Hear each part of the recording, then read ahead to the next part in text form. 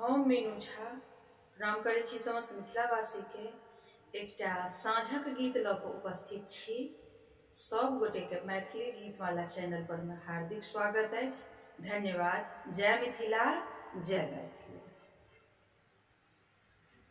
साँझे काले घर में दियरा ले सिलिया है, साँझे काले घर में दियरा ले सिलिया है, ले सिलिया है गोर लग लिया है,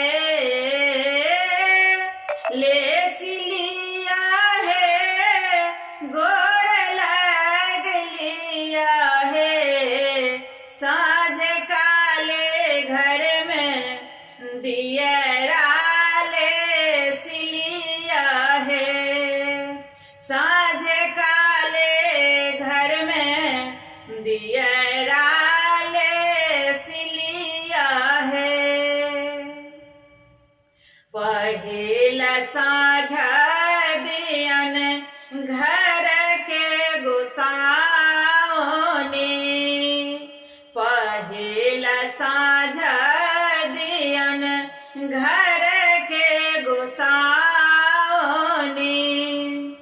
दोसर को बर में देपल सोहे,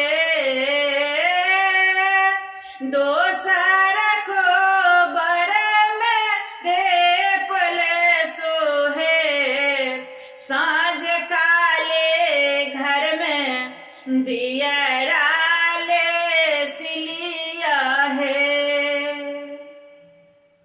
तेसर साँझ दियन माए दुर्गा के, तेसर साँझ दियन माए दुर्गा के, तखन बाबा जी है बार के दियन है,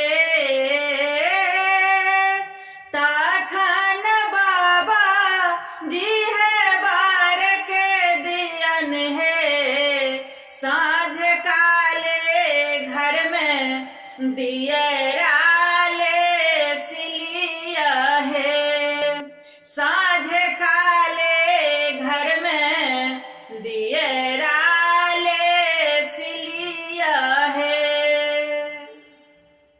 घर सो बाहर भेले यशोमती मैया, घर सो बाहर भेले यशोमती मैया, पहिल साँझ लक्ष्मी बास लेती है, पहिल साँझ लक्ष्मी बास लेती है, साँझ काले घर में दियरा ले सिलिया है, ले सिलिया है गोर लग लिया है, साँझ काले घर में दियरा